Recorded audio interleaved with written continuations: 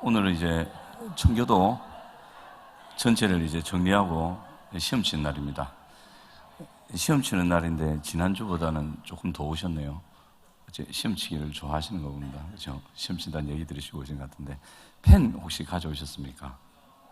아예 또 없는 척 하지 마시고 제가 답을 다 불러드릴 겁니다. 불러드리면서 전체 요약을 할 테니까 이거 다 기억하면 그죠? 예의가 안 되잖아요. 그래서 제가 다 불러드리겠습니다. 저희들이 전체 뭘 했냐면 청교도 진앙운동에 대해서 그 역사와 특성에 대해서 먼저 살폈고요. 그 다음에 쭉 한번 보시면 됩니다. 두 번째로 청교도의 성경관에 대해서 핵심적으로 저희들이 좀 봤습니다. 그리고 그걸 거치면서 청교도가 우리에게 필요한 이유들을 살펴봤고, 그리고 청교도들이 말하는 거룩한 삶, 이 보시면 큰 제목은 지금 보고 있습니다. 거룩한 삶은 어떤 것인지, 그 다음에 그 거룩한 삶이 성화인데 청교도들이 말하는 성화는 또 어떤 것인지를 저희들이 살펴봤습니다. 그리고 나서 청교도들이 말하는 결혼에 대해서 저희들이 살펴보고, 이제 오늘은 좀 다루지 않을 거지만 결혼을 하는데 결혼 전에 미혼이신 분들 어떻게 배우자를 선택하고 다룬 거 기억나시죠? 참 중요한 내용들이거든요. 꼭 숙지를 하시고, 그 다음에 청교도들이 말하는 가정, 그 다음에 자녀 양육, 훈육에 대해서 지난 시간까지 제가 말씀드렸습니다. 그리고 오늘은 청교도들이 말하는 경제와 노동과 사회, 요거를 할 텐데, 근데 경제 부분만 다루고 저희들이 마칠까 합니다. 너무 많은 시간이 갈 것 같아서 이제 노동 부분, 사회 부분까지 참 다 다루면 좋은데, 정말 다루고 싶었던 것은 경제관이 아니고 노동과 사회관에 대해서 참 다루고 싶었는데, 그러면 이 공동체를 다루게 되잖아요. 청교도들은 성경에 나오는 하나님의 사람들 외에 실제로 이 세상의 유일한 하나님의 사람들이다.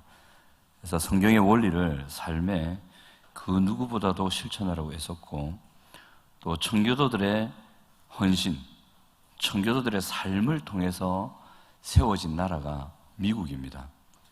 요즘은 트럼프라는 분이 이 청교도 정신을 잃어버리고 막 가시는 것 같은데, 모르겠어요. 또 자기가 대통령 될 때는 그 백악관에서 성경에 손 얹고 선서했을 텐데 그건 온데간데 없고 어찌한지 모르겠어요. 모르지만 저 미국이라는 나라가 청교도 정신에서 세워졌습니다.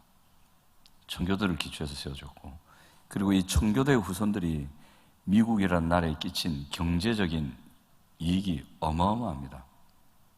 예를 들면 조나단 에드워즈라는 청교도의 후예의 자손들이 미국에 끼친 어떤 경제적인 유익을 돈으로 환산하면 측정 불가라고 합니다. 천문학적인 가치가 나온다고 얘기를 하거든요.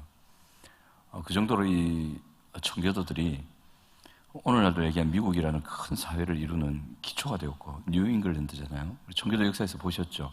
메이플라워 타고 그 영국 대영 제국의 신앙적인 핍박에서 벗어나서 정말 하나님의 나라를 건설하고 싶다, 이 꿈을 가지고 뉴잉글랜드로 왔거든요. 미국이었어요.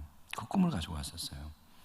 그래서 오자마자 이 청교도들은 가정보다 개인보다 공동체를 소중하게 여겼습니다.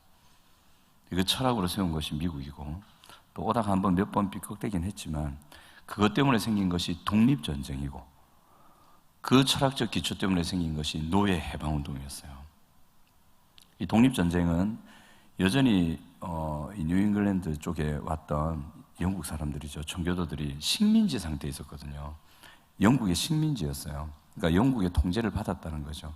그러니까 이 잘못하면 영국 국교회를 이 영국 사람들이 이 미국의 국교회로 삼을 가능성이 있다. 그럼 자기들은 종교의 자유와 하나님 나라 건설을 위해서 왔는데 이게 큰일 나겠다, 막히겠다 이래 싶은 거예요. 역사를 잠시 보면 청교도들이 원래 영국에서 낙스라든지 칼빈이라든지 이런 종교 개혁자들의 영향을 받고 영국의 개혁을 일으키려고 했던 사람이거든요. 정치권 위에서부터 시작하려고 했어요. 근데 엘리자베스나 찰스가 지나면서 이 사람들이 처음에는 좋았다가 정권을 잡으니까, 권력을 손에 쥐니까 싹 바뀌는 거예요. 하나님의 나라의 법, 교회마저도 왕들이 자기 마음대로 하려고 국교회를 세우죠. 그게 성공이잖아요. 요즘에 성공인데 그걸 세워가지고 종교개혁을 오히려 방해하는 거예요. 왕이 되기 전에는 지원해 줬다가 왕이 된 다음부터는 막아버리는 거예요. 처음에는 계속 시도했어요. 바꾸자고. 정치에서부터 시작하려고 했는데 이제 그게 안 되니까 이 청교도들이 아니면 됐다, 우리 시골로 갈란다 이래가지고 교회로 들어가서 개인의 개혁부터 출발한 거예요. 한 사람의 신앙의 개혁, 그것이 출발이다 이래 생각하고 밑에서부터 시작한 거죠. 하지만 그들의 꿈과 목표는 하나님 나라 공동체 건설이었습니다. 개인의 신앙의 개혁부터 출발했지만 그들의 꿈은 하나님 나라 공동체 건설이었던 것을 꼭 기억하셔야 돼요. 그걸 위해서 미국으로 갔던 거예요. 갔는데 영국에서는 국교회를 세우려고 그러고 미국을 자기 통치하려 두려고 하니까 이 청교도들이 안 되겠다 싶었던 거예요. 이래 있다가는 우리가 영국에 있을 때 그 꼴 난다 이래 된 거죠. 그래서 일으킨 게 독립전쟁이었어요. 독립전쟁을 이기잖아요. 이겨가지고 이제 미국을 세우게 되죠. 그때 조지 워싱턴이 일대 대통령이었지 않습니까? 근데 조지 워싱턴은 실제로 이 교회 개혁과 신앙적인 부분에서는 조금 물러나 있는 사람이었어요. 그닥 적극적인 사람이 아니었어요. 원래 다른 사람들이 적극적으로 추진하고 독립전쟁을 이렇게 했는데 조지 워싱턴은 좀 신중했나 봐요. 한 발 빼고 가만히 옆에 지켜보던. 청교도는 맞았는데 이제 그런 수준이었습니다. 하지만 청교도였고 그들의 정신을 이어받는 사람이었고, 그래서 결국은 그렇게 미국을 세우고 공동체를 세웠어요.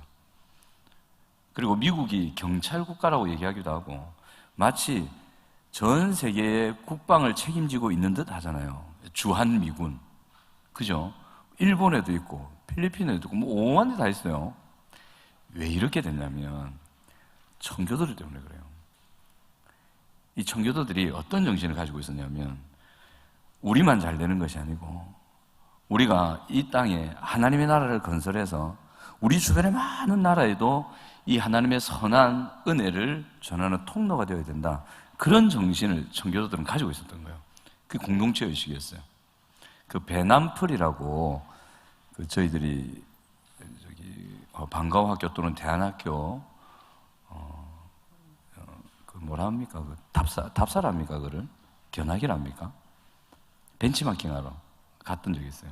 어떤 교회인데 그 교회 아이들을 가르치는 목표 중에 하나가 배남플, 배워서 남 주는 플랜. 그렇게 중고등학교를 가르치고 있더라고요. 그래서 저도 우리 아이들한테, 우리 중고등부 청소년부 애들한테 배워서 남 줘라. 열심히 수학 공부해서 자기 반에 수학 잘 못하는 애들 가르쳐줘라. 실제로 가르치는 애들이 있어요.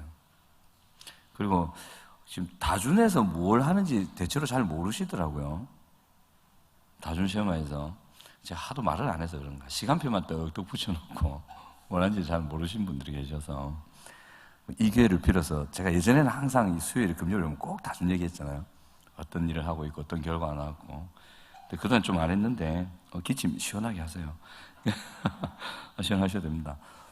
이번에 다준에 1년 됐죠. 다준 생활을 시작한 지 1년 됐어요. 한 명으로 출발했거든요. 그때 지금 중2 학생인데 중3 올라가 그 남학생 10대 버스에서 만나서 황 목사님이 소개시켜주는 바람에 수학쌤이라고 그렇게 시작된 게 다준 생활이었습니다. 시작하고 왔는데 성과라고 하면 할 수 있는데 1년 전에는 학생들이 인문계 못 가는 애들이 몇 명 있었어요. 도저히 못 간다. 그리고 그 부모님께도 제가 잘 모르겠습니다. 아무리 제가 실력이 있어도 잘 모르겠습니다. 근데 걔들이 이번에 인문계 다 가게 됐어요.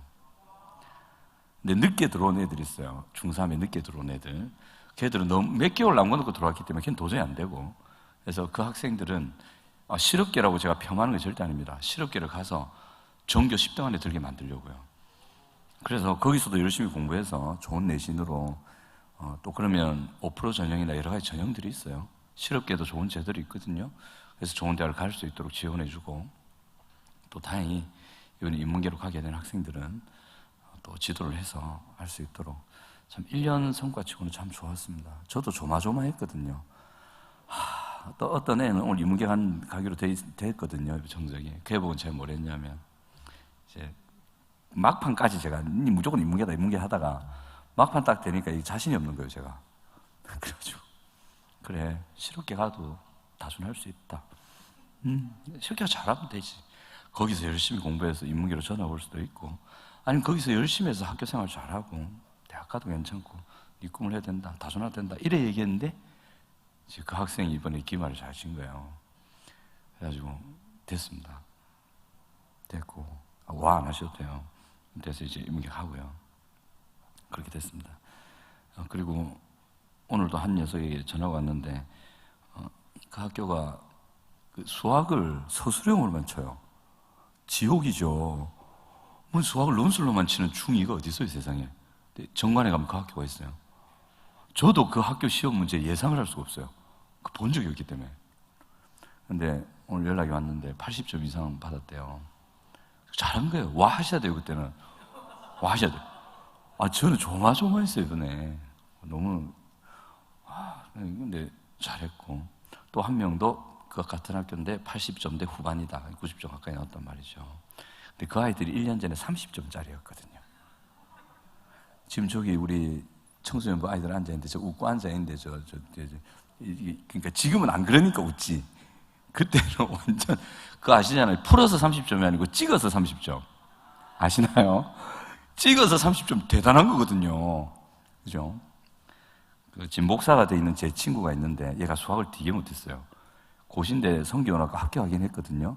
수능 치는 날 기도를 했어요. 뭐라 기도했냐면, 하나님 수학 10점만 맡겨주세요. 그때 점수가 소수점 2자리까지 나올 때였어요. 근데 기도하고 10점만 맡겨주세요 하고 다 찍고 잤어요. 몇 점 나올게요? 10.00 나왔어요. 자기가 이거 50점 기도할 걸 그래 얘기하더라고요. 근데 그런 학생들이었는데 지금은 풉니다. 문제를 풀 뿐만 아니라 어떤 아이 문제집을 보면 동그라미가 5개 돼 있어요. 몇 번 봤단 말이에요? 그 문제를 5번 풀었단 말이에요. 자, 여기 앉아 계신 학부모님들 여쭤보겠습니다. 여러분 학창시절에 수학 문제집을 5번 이상 봤다? 손 들어보세요. 얘들아, 이게 현실이야. 엄마 아빠 공부 안 했어. 너만치 절대 안 했어. 마음나. 공부 좀 해라 할 때 있잖아. 마음속으로 엄마 아빠도 안 했으면서 이러면서 위안을 삼아. 그렇게 열심히 합니다.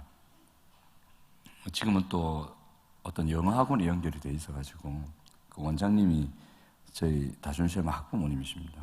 그래서 우리 학생들을 그쪽으로 무료로 해서 이번에도 영어도 많이 상당히 올랐습니다. 올해는 올랐죠. 드디어 제 영어에 자신감을 가졌어요. 이러더라고요. 그래서 그분이 그렇게 해주셔서 다준이 이렇게 흘러가고 있습니다. 흘러가고. 그렇게 저희들이 꿈은 그겁니다. 우리 학생들이 이 다준시험하는 목표가 그겁니다. 열심히 공부해서, 정말 열심히 공부해서 사회에 진출해서 정말 약한 사람들 도와줄 수 있는 실력자로 세워졌으면 좋겠어요. 엘리트 교육이 아니고 고지론도 아닙니다. 어떤 분은 저를 보고 고지론이라 하고 뭐 고지 탈취하냐, 뭐 애들을 그렇게 잡냐, 엘리트 교육이냐 하는데 애들 한번 보세요. 엘리트 같이 생겼는가? 쟤들은 출발이 엘리트가 아니었어요. 지금도 저는 절대 엘리트라고 안 봅니다. 뭐 엘리트가 무슨 말이에요? 저도 몰라요. 알고 싶지도 않고.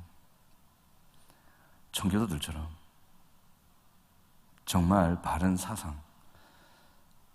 저도 다 못했는데 우리 자라나는 세대들만이라도 저보다 더 뛰어난 성경적인 가치와 삶의 습관과 태도, 관계성을 가지고 그 아픈 마음들 어릴 때부터 다독거림 받아서 나중에 대학을 가고 졸업을 하고 혹 직장을 가더라도 그 좋은 관계 능력과 지식과 실력과 성경적 토대를 가지고 그 땅을 살리는 다음 세대가 되었으면 좋겠습니다.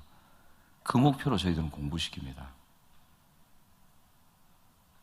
제가 학원 강사했을 때는 죽었다 깨어나도 이 목표로 공부를 가르칠 수가 없습니다. 저도 상당히 열심히 가르쳤거든요. 실력도 인정받았고. 그래서 장로님이신 원장님이 저보고 나가지 말랬어요. 사역 나간다 하니까 보내줍디다. 강도사님이 사역 나가신다고 하니 제가 어찌 잡겠습니까? 혹시 또 이쪽에 관심 있으시면 언제든지 오십시오. 제가 갈 리가 있나요? 얘기해야지 이제. 우리 다준생활에서는 그런 일을 합니다. 그런 일을 하고 또 이제 다음 이제 예비 중위를 지난주에 모집했잖아요. 궁금하신 분들 계신 것 같은데 영어와 수학 중심으로 가르치고 이제 신앙의 부분과 관계의 부분에서도 저희들이 더 치중하고 더 발전시켜 나가려고 또 애를 쓰고 있습니다. 또 이번에 새로운 수학생이 한 분 더 들어오시거든요. 실력 있는 분입니다. 그분이 또 우리 중등부 파트를 섬겨서 잘 가르칠 겁니다. 그래서 저희들은 중, 고등 수준까지 다 가르칠 수 있는 역량이 저희들에게 있습니다. 그래서 초등 다준 마을인데 초등 다준 마을이 오늘 시작이 됐어요. 그래서 저는 오늘 시험 대비 때문에 저는 못 들어갔는데 우리 안지홍 목사님이 주도하시거든요. 아이들 오늘 첫날이라 그런지 열심히 하더라고요. 며칠 갈까 몰라. 상관없습니다. 오래 가면 되지. 그래서 안지홍 목사님 참 전문가시고 잘하셔서 이제 고학년 중심으로 출발을 했는데 이제 확장되어 갈 거고. 그래서 초등 다주는 학습에 중고등부만큼 비중은 두지 않습니다. 학생이 원한다면 해주겠지만 왜 그러냐면 인성과 신앙을 중심으로 합니다. 중고등부 해보니까요, 다준생활을 해보니까 정말 인성이 중요합니다. 청교도들이 자녀들을 그렇게 키웠거든요. 이 청교도들이 자녀를 우리 그렇게 키우다 보니까 이 자녀들이 미국을 처음에는 건강하게 세워갔던 거예요. 정말 건강한 하나님의 사람들이 기초를 다지고 있기 때문에 지금도 안 흔들리는 거예요. 기초가 너무 탄탄하거든요. 영화에서 보시는 그런 미국의 모습은 전체 주에 몇 개밖에 안 됩니다. 작은 한 소수고 많은 대다수의 경우가 미국은 건강합니다. 미국에서 살다 온 사람이 한국에 살기 싫다 하잖아요. 한국이 세계에서 제일 살기 좋다며요. 날씨 좋고 사계절 있고 편의점 24시간 하고, 그죠? 근데 미국에 살다 온 분들은 한국에 살기 싫대요. 그 정도로 미국이 살기 좋습니다. 건강하고. 그 기초가 청교도예요. 그리고 그들은 이 공동체를 회복시키는 것에 대해서 막중한 소명의식을 갖고 있었어요. 자기가 사는 이유는 공동체다. 개인은 희생할 수 있다. 만약 공동체가 산다고 하면 내 시간, 내 물질, 내 실력 드릴 수 있다. 이런 중심을 가지고 있던 사람들, 뉴잉글랜드로 왔고 그들이 미국을 세웠고 자녀들을 그렇게 가르쳤어요. 그래서 미국은요, 굉장히 공동체를 귀중하게 여기면서 이 공동체가 또 개인을 굉장히 소중히 여깁니다. 미국 군인 한 명 손대면 큰일 나잖아요. 미국 민간인 한 명을 누가 납치해갔다, 그 나라 끝장나잖아요. 우리는 안 그렇죠. 미국은 그 정도로 공동체를 소중하게 여겼음에도 불구하고 개인도 굉장히 소중하게 여겼습니다. 오히려 미국의 개인주의는 청교도가 가져왔다라고도 말하는 사람이 있어요. 그 정도로 개인의 인격을 소중히 여겼고, 심지어는 아까 말씀드렸지만 청교도 중에 노예 제도를 인정한 청교도들도 있는데 결국은 그들이 노예 제도를 폐지합니다. 그리고 실제로 노예 제도가 인정됐던 그 미국 시대에도 이 청교도들은 그들에게 법적인 권리를 주기도 하고 그들의 발언을 듣기도 하고 그들을 아주 인격적으로 존중하는 분위기도 있었습니다. 그게 이제 바뀌면서 해방으로 갔거든요. 이제 그런 공동체 의식을 가지고 있습니다. 이거를 우리 오늘날에 다 그대로 가져오면 청교도들을 따라가면 살까요? 망할까요? 애매하시죠? 저도 잘 모르겠어요. 청교도들 중에는 성경을 잘못 적용한 사람도 실제로 있습니다. 인디언들을 대할 때 그랬어요. 그건 제가 다음에 기회 되면 말씀드리고, 청교도들도 잘못된 부분이 있었어요. 하지만 우리가 이 청교도의 전체적인 성경적인 사상을 잘 이어받고, 또 이 사람들의 특징이 실제화잖아요. 배운 성경을 반드시 자기 인격과 삶에 실천하고 또 그 실천함을 통해서 경험한 것을 교리로 체계화시키고, 그래서 청교도 교리가 오늘날에도 사람들에게 감동을 줍니다. 왜냐하면 살아서 나온 결과물들이거든요. 구약 서론, 조직 신학 상하, 뻘코베 그런 신학 서적들 보면 딱딱해요, 깝깝해요. 근데 존 원웨이는 이제 여러분들의 이제 발음이 햇바닥이 좀 아파하고 발음이 잘 안 되는데, 여러 청교도들의 살아서 나온 교리를 읽어보시면요, 찡합니다. 그렇게 살고 싶어지고, 와, 정말 이래야 되나 싶어지고, 참 실천을 강조했던 사람들이에요. 그래서 개인이 회복되고, 가정이 회복되고, 공동체가 회복될 수 있었던 거예요. 자, 봅시다. 이제 좀 들어가 보면, 이제 가로채기로 바로 들어가겠습니다. 청교도 신앙 운동의 특성은 종교적, 국가적, 정치적, 사회적 요소들이 서로 밀접하게 연관되어 있다. 왜냐하면 청교도들의 목적이 이거였어요. 한 개인에 머무르는 게 아니었어요. 종교적으로나 국가적으로나 또 그 국가를 다스리는 정치적으로나 국가를 이루고 있는 사회적 모든 요소들에 청교도들은 영향을 미쳤습니다. 그래서 1번, 오직 성경과 개인의 경건 생활을 강조했습니다. 원래는 위에서부터 시작하려고 했는데 다시 밑으로 온 거죠. 오직 성경과 개인의 경건 생활을 아주 강조했고, 오늘도 황도환 목사님 강조하시죠. 주일 말씀 기억하고 살고 개인의 묵상과 기도, 이 개인 경건 생활이에요. 그 다음, 오직 성경은 성경의 모성을 믿었고 틀림이 없단 말입니다. 교육과 예배와 봉사와 순종의 삶에 필요한 모든 지침을 충분히 제시한다고 믿었다. 성경의 충분성입니다. 충분하다. 우리는 요즘 성경을 밀쳐놓는 일들이 있잖아요. 성경 말고 다른 방법으로 가려는 어떤 교육학적인 그런 지식을 의지하고, 심리학적인 지식을 의지하고, 상담적인 또 공학 이런 걸 많이 해서 성경을 밀쳐놓고 성경적 가치관은 다른 방법으로 자꾸 하려고 하는데, 그거는 시대마다 바뀝니다. 그게 맞을 때가 있고 틀릴 때가 있어요. 하지만 성경은 오류가 없고 정확하기 때문에, 또 모든 분야에 적용할 수 있는 원리를 담고 있기 때문에 청교도는 성경을 중심으로 갔습니다. 개인의 경건 생활은 어떻게 했느냐? 성경 읽기와 개인의 기도 시간, 성경 읽기와 개인의 기도 시간을 굉장히 강조했습니다. 이분들은 정시 기도하는 습관을 가지고 있었고요. 그래서 심지어 이런 말도 했어요. 하루에 1시간도 기도하지 않는 사람이 성도라고 할 수 있는가? 어떻게 하루에 1시간도 기도하지 않고 성도로서의 삶을 살아갈 수 있지? 종교도 중에 그렇게 말하는 사람도 있습니다. 이 1시간의 근거가 어디냐면, 예수님이 겟세마네에서 베드로한테 얘기하실 때 베드로 졸았잖아요. 여기서 기도하라 했는데 졸았잖아요. 그리고 예수님 딱 와서 하시는 말씀, 네가 1시도 깨어있을 수 없더냐? 이 1시가 1시간입니다. 네가 1시간도 기도 못하겠더냐? 이거 물어보신 거거든요. 베드로가 이제 뻘쭘해갖고, 아이고, 1시간, 아이고, 졸려가지고 이러잖아요. 그겁니다. 하루에 1시간 기도하실 수 있죠. 뭘 기도하지? 여러분, 자녀를 위해서, 가정을 위해서, 목사님을 위해서, 교회 리더를 위해서, 셀장을 위해서, 부셀장, 성기미를 위해서, 셀원들을 기도해보세요. 한 분당 3분씩만 기도해보세요. 1시간 훌쩍 넘습니다. 방법 알려드렸습니다. 아멘. 하셔야 됩니다. 아멘. 한번 해보세요. 시간 딱 재가지고. 저는 한번 청년 회장으로 섬길 때 그랬어요. 주일만 되면 딱 비는 시간에 고신대학 기도실로 가는 거예요. 가가지고, 그땐 기도실이 잠겨있어서 동아리실 들어가지고, 멀티 타이머 있잖아요. 타이머 딱 재고, 한 사람당 2분씩. 딱딱딱딱딱딱. 2분 딱 지나면 그 다음 사람. 딱딱딱. 이래 청년회 전체를 위해서 기도했어요. 그러니까 2-3시간 그냥 가던데요. 방언 기도도 아니었어요, 그때는. 한 사람 이름을 불러가면서 딱 2분씩밖에 할애를 못해요. 빨리 내려가서 또 예배를 드려야 되니까. 그랬던 적도 있어요. 여러분들이 그렇게 하시라는 게 아니고 한번 해보십시오. 자, 그 다음, 가정에서의 신앙교육은, 청교도들에게 가정은 신앙교육의 중심지였고 종교적 공동체로 갔다. 요즘 신앙교육의 중심지를 교회로 보죠. 절대 좋은 관점이 아닙니다.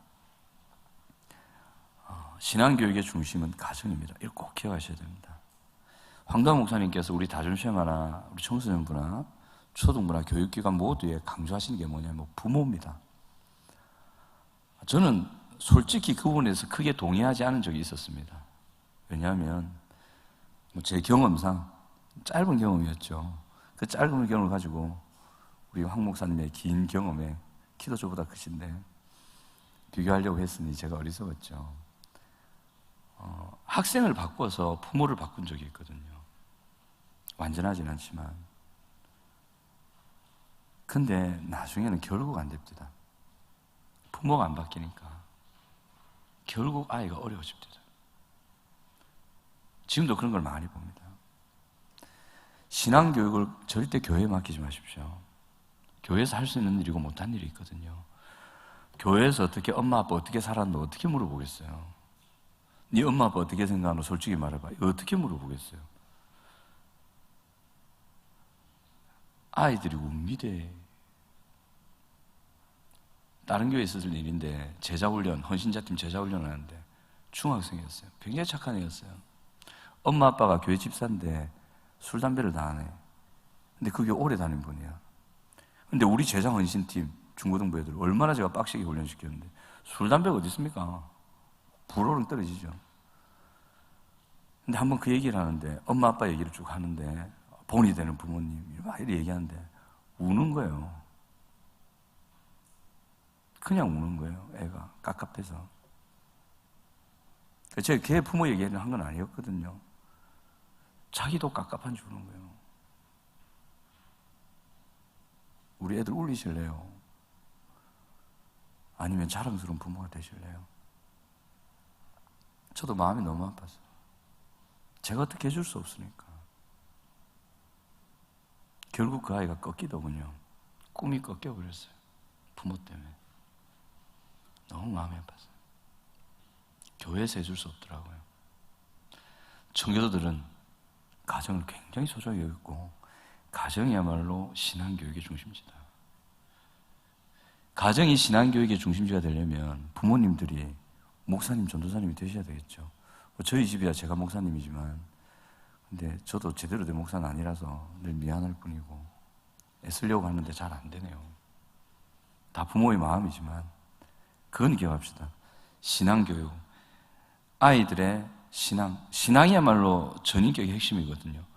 그것의 중심지는 가정이다. 우리 가정이다. 엄마 아빠다. 이걸 부모인 우리가 꼭 새겨야 되고요. 그리고 종교적 공동체로 갔다. 이 말은 가정의 목적이 무엇인가 나중에 볼 텐데 하나님 나라의 영광이다. 그리고 이 가정은 하나님 나라 공동체가 되어야 된다. 이걸 말하는 거죠. 결혼관입니다. 결혼관 가로에 신앙적 관점에서 출발해야 한다. 뜨거운 사랑을 가지고 행복한 가정을 이루겠다. 불신자도 가진 거죠. 하지만 청교도들은, 그리스도인들은 신앙적 관점에서 출발해서 시작해야 된다. 그 다음에 부부관계는 평등성을 강조합니다. 평등성. 그래서 이 부부관계뿐만 아니라 청교도들은 보통 다른 많은 사람들에게도 이 평등성을 굉장히 강조했어요. 그래서 노예제도가 풀린 거예요. 그 생각했거든요. 그리고 남편과 아내는 서로를 엄숙하게 뭘까요? 사랑해야 한다. 엄숙하게 사랑해야 한다. 세 번째, 청교도들은 교회에서 배운 건전한 가르침을 곧장 어디로 이어갔고 어딜까요? 가정으로 이어갔고 가정은 이를 사회에 접목시키는 중요한 다리 역할을 했다. 그래서 주일에 황도한 목사님의 말씀을 또는 여러 부목사님들의 말씀을 들으시고 훈련 받으시면 그것을 가지고 가정에서 실천하셔야 돼요. 또 가정에서 점검하시고 가르치셔야 되고 그리고 그 가정에서 사회로 갈 수 있도록 해주셔야 돼요. 그러니까 이 가정에서 자녀들이 건강하게 키워져야 되는 거죠. 그러니까 우리 부모님들은 그냥 말씀만 가르치고 먹을 것만 주고 이러면 되는 게 아니라 자녀의 정서, 자녀의 영성, 그리고 자녀에게 육적인 건강, 사회성, 여러 막 다양한 요소들을 채워주실 수 있으셔야 돼요. 전문가에게 맡긴다? 안 됩니다. 전문가하고 있어봐야 일주일에 몇 시간 있는다고 그러세요. 부모님들이 거기에 관심을 가지시고 완전하지는 않지만 최선의 노력을 다하셔서 하셔야 되고 해야 됩니다. 그래서 그렇게 해서 그 가정에서 건강한 아이가 사회로 나가면 사회에서 건강한 역할을 감당할 수가 있는 거예요. 그래서 우리 지금 자라나는 세대들, 중고등학생들, 부모님 되시는 분들은 정말 지금 잘하셔야 됩니다. 저는 유아 유치부부터 노인사회까지 다 해봤잖아요. 그 과정을 이렇게 흘러가는 걸 보면 참 안타까운 게 있습니다. 중고등학교 때 계속 아이를 힘들게 하니까 청년부 가서는 잘 안 바뀝니다. 너무 안타깝습니다. 자기도 몸부림치는데 자기도 힘듭니다. 시간이 걸리겠죠. 하지만 지금이라도 다음 세대를 향한 이런 청교도적인 사상을 가지시고 잘 양육해 주시면 됩니다. 자, 그러면 청교도의 성경관을 한번 보겠습니다. 조금 내려가서. 청교도들은 하나님의 말씀으로서 경건은 현세의 많은 일뿐만 아니라 영적인 일들에 대해서까지도 인류에게 알게 하시고자 하는 모든 것을 담고 있는 완전한 계시로 여겼다. 완전한 계시. 무엇보다 많이 읽으셔야 되고 무엇보다 공부하셔야 하는 것이 성경책입니다. 성경이 사본이기 때문에 원본이 아니잖아요. 성경 내에 오류도 있습니다. 실제로 잘못 번역된 구절도 개역 개정판에 있어요. 정확하게 잘못되어 있어요. 이런 거 찾아내셔야 되잖아요. 그리고 틀리진 않았지만 성경이 우리에게 전해주는 놀라운 진리들이 있거든요. 그럼 공부하셔야 되거든요. 마치 광부가 광산을 캐서 노다지를 캐내는 것처럼 그렇게 공부를 하셔야 돼요. 성경을 들고 봐갖고 후회한 사람은 아무도 없었습니다. 그래서 이 성경의 열림이 현세에 많은 일들, 그 다음에 영적인 일들, 이 모든 것을 다 포괄하고 있어요. 그러니까 하나님께서 이 세상에 일어나는 많은 일들에 관해서, 눈에 보이지 않는 영적인 일들, 많은 일들에 관해서 우리에게 알게 해주고 싶어 하셨단 말이에요. 근데 그걸 어디 넣어놨느냐? 성경에 넣어놓으셨어요. 그럼 여러분들이 그걸 찾게 되시는 거죠. 그걸 왜 주셨겠어요? 왜 알게 하고 싶으셨겠어요? 우리가 문제가 많으니까, 그것 때문에 망가지고 고통할 수 있으니까, 그것 때문에 다음 세대에도 아픔을 줄 수 있으니까 그러지 말라고, 또 참 목적인 하나님의 나라를 이루고 그것을 누리기 위해서 성경을 주셨거든요. 근데 이걸 우리가 놓친다면 정말 후회할 일이죠. 성경은 그랬습니다. 그 다음에 2번, 청교도들은 성경을 믿음과 실천의 규범서입니다. 규범서. 구원의 안내서, 경청해야 할 모범들과 가르침들로 가득 찬 책으로 여겼고, 다음 행복의 길을 지적해주고, 행복입니다. 그리스도인의 경험이 성장하고 깊어지게 하며 성도들이 죄를 대항하도록 도와주고, 성도들에게 불순종의 위험들을 경고해주고, 불순종, 공정한 정부의 기초를 마련해주고 고통의 때 성도들에게 위로를 준다고 얘기했다. 여기서 좀 중요한 게 구원의 안내서. 구원이란 범주를 좁게 잡지 마시고, 구원을 한 개인, 그리고 가정, 공동체, 교회, 사회, 국가까지 확장하시기 바랍니다. 그들을 건강하게 하고 행복하게 하는 것이 구원입니다. 그리고 개인은 나중에 내세 천국도 가겠죠. 그러니까 하나님 나라를 이루는 것이 구원의 큰 목표고, 이제 그 안내서가 이 성경이 역할을 합니다. 성경이 정말 중요한 거예요. 자, 한번 저를 보실래요? 여러분들의 가정이 하나님 나라 가정이 되면 좋겠습니까? 안 좋겠습니까? 우리의 가정이 예수님이 다스리고 하나님께서 친히 다스리는 공의와 사랑과 평안과 기쁨과 위로가 있는 그런 가정이 되면 좋을까요? 안 좋을까요? 그 길을 알려주는 게 성경이라니까요. 또 그것을 방해해서 망가뜨리는 죄를 어떻게 처리해 갈 수 있는지를 알려주는 책이 성경입니다. 근데 이 성경을 놓쳐버리면 인간은 헤맵니다. 이 땅의 성경 외에 진리라고 할 수 있는 게 없어요. 다 시대의 산물이고 허약한 인간 이성의 기초고, 언제 바뀌어도 뒤바뀔 수 있는 그런 기초들로 많은 것들이 되어 있거든요. 다 틀렸다는 건 아닌데 성경이야말로 우리가 붙들 기둥이다, 이렇게 하셔야 됩니다. 그 다음, 청교도들은 성경의 신적 출처, 모성, 충분성, 실제성을 믿었다. 신적 출처, 모성, 충분성, 실제성을 믿었다. 딴 건 아실 텐데 실제성이란 말은 우리의 실제 생활과 성경이 연관이 있다. 여러분, 로마서 제가 자주 언급하는데 로마서에는 우리가 죽고 나면 가는 천국이라는 단어가 없습니다. 예수 믿으면 천국 갑니다, 이 말이 로마서에는 없어요. 근데 많은 신학자들과 목사님들이 로마서의 주제는 이신칭이라 그러잖아요. 믿음으로 의롭다함을 받는다. 이신칭의. 예수 천당 불신 지옥. 이신칭의. 그죠? 로마서 주제가 그게 맞긴 한데 로마서는요, 천국 얘기를 안 합니다. 철저하게 이 땅의 얘기만 합니다. 예수를 믿고 어렵게 되어서 이 땅에서 어떻게 죄를 이기고, 이 땅에서 어떻게 하나님의 공동체를 만들고, 이 땅에서 어떻게 하면 하나님께 영광 돌리는 예배의 삶이 되는지를 로마서는 얘기해주고 있습니다. 로마서는 보배 같은 책이에요. 여러분들이 붙들고 들고파고 연구하고 배우면 잘 살 수 있는 책이에요. 그래서 성경은요, 아주 실제적인 책입니다. 딴 나라 책이 아닙니다. 자, 그리고 청교도들은 이성과 논리를 중요시했지만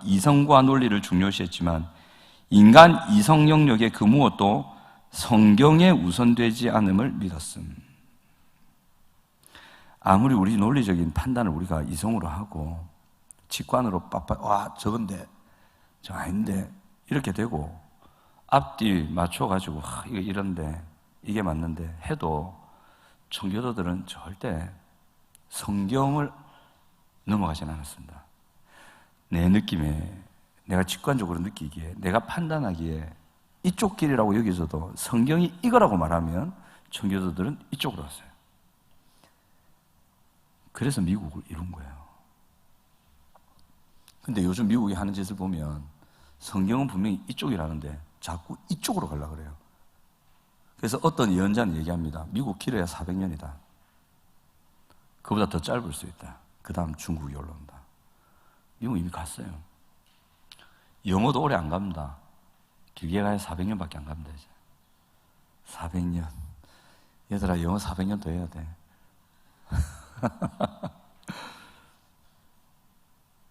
이래 되는 거예요. 자, 그래서 청교도들은 오직 성경만이 그들의 모든 삶과 신앙의 모든 국면을 위한 표준이고 표대임을 믿었습니다.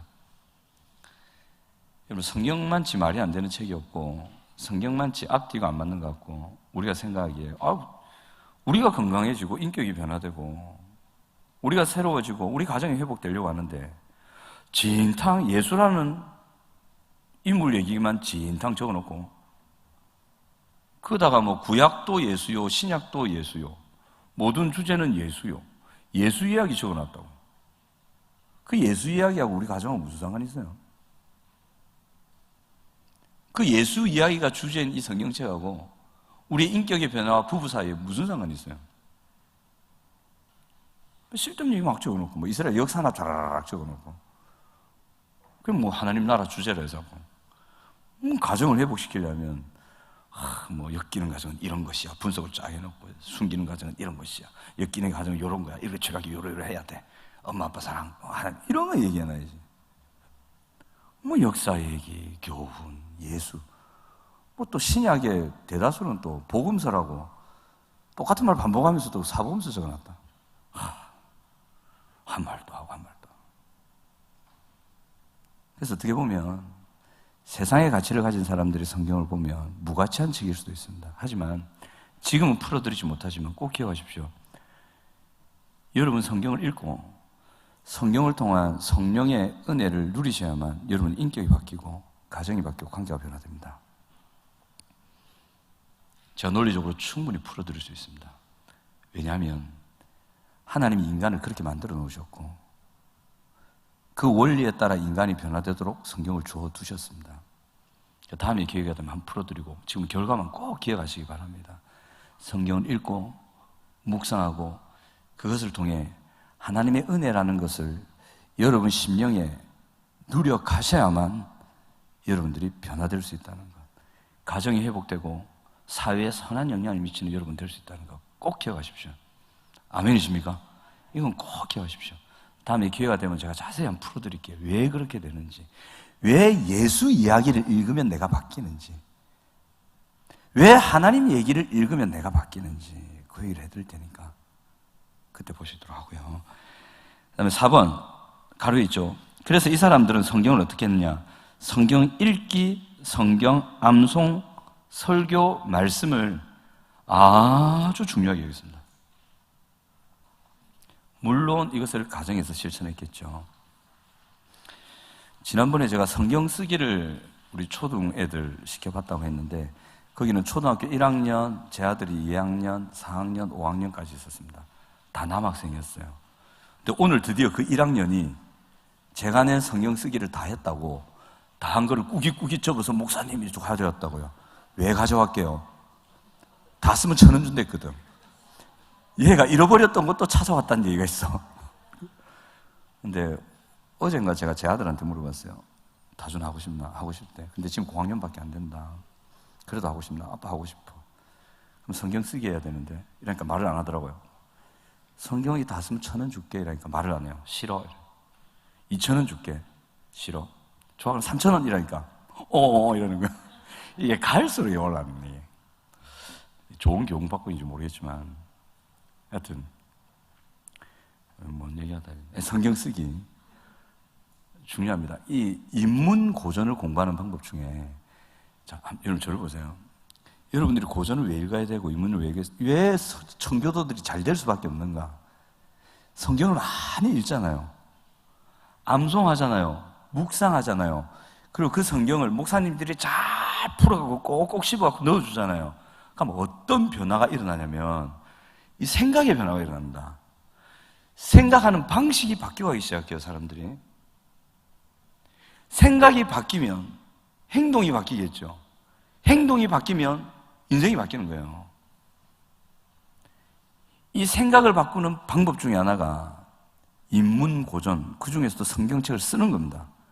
필사라는 방법이야말로 우리의 생각을 그 탁월한 그 사람들의 생각으로 내 안에 심을 수 있는 탁월한 방법입니다. 그래서 우리나라에서 신앙적으로 존경받는 많은 분들도 필사를 하세요. 성경을 쓰세요, 이렇게. 여러분 한번 써보시기 바랍니다. 성경 66권을 다 써오시면, 저에게 그 책을 딱 제출하시면 제가 10,000원 드릴게요. 어떻게 1,000원 드리겠습니까? 66권을 쓰셨는데. 또 권당 10,000원 이러시면 안 됩니다. 권마다 두께가 달라요. 권당 10,000원 괜찮겠다. 최소한 60장 이상 한 권. 안 해요. 저 그거 안 합니다. 한다 생각도 오셔갖고 주세요. 이러면 안 됩니다. 그냥 지나가는 얘기로. 자, 이런 걸 또 설교 말씀 소중히 얘기했고, 그 다음 넘어가겠습니다. 청교도가 이제 우리에게 필요한 이유를 제가 그때 한번 언급했는데, 뭐냐면, 첫째, 청교도들의 성경에 기초한 참 경건을 누린 삶. 이 참된 경건을 누렸던 사람입니다. 성경에 기초해서. 그래서 우리 청교도 필요해요. 오늘날 많은 성도들이 강남 지역을 가면요, 성경을 옆에 껴요. 아줌마들이. 강남 아줌마들 아시죠? 그 돈, 금목걸이, 18캐럿 다이아라고 막 이러면서 반짝반짝. 요즘에는 반짝반짝 안 하는 게 더 비싸다대요. 희한하게. 그런 걸 왜 끼고 다녀요? 반짝 안 하는데. 아줌마들이 희한해. 여기 계신 아주머니들 말고. 강남 아줌마들. 그 아줌마들이 예수 믿는 게 액세서리예요. 주일만 되면 성경도 피도 안 하는 성경 옆에 딱 끼고 가면 교양 있어 보이는 거예요. 그래서 옥하는 목사님 늘 열받으셨잖아요. 사랑의 교회가 강남구에 있었잖아요. 맨날 뭐라 했잖아요. 예수 믿는 게 액세서리냐? 하루에 15분도 예수 생각하는 너가 예수쟁이냐? 뭐라고 막 꼬장꼬장 하셨거든요. 근데 청교도들은 안 그랬어요. 이분들은 진짜 성경에 기초한 경건의 삶, 그걸 통한 하나님과 화평을 누리는 삶을 살았던 사람들. 그래서 오늘날 우리에게 많이 필요한 거죠. 잘못된 경건의식을 가지고 있는 우리 필요합니다. 두 번째, 교회의 개혁은 역사 속에서 이루어지고 청교도들에게서 교회 개혁의 뿌리를 발견하기 때문이다. 오늘 한국 교회에 고쳐야 될 게 참 많죠. 무너지고 있잖아요. 참 무너져가고 있는데, 제가 언젠가 한번 이런 꿈 비슷한 환상 비슷한 걸 봤는데, 뭘 봤냐면 한국 교회라는 큰 건물이 무너지는 거예요. 이렇게 우두두두두두. 아무도 못 막을 것 같았어요. 그냥 그 무너지는 거. 근데 그 중에서 몇 분이 버티고 있는 거예요. 딴 데는 쿵쿵쿵 이러 넘어져 가는데 그 몇 분이 하나를 탁 쥐고 버티고 있는 거예요. 몇 안 됐어요. 한국교회 그런 사정이에요. 그럼 지금 한국교회를 개혁해야 되는데 어디로 개혁해야 되나? 상담이 부족해서, 돈이 없어서, 일꾼이 없어서, 교회 안에 사랑이 없어서? 아니요. 성경 어디에 그래 되어 있어요?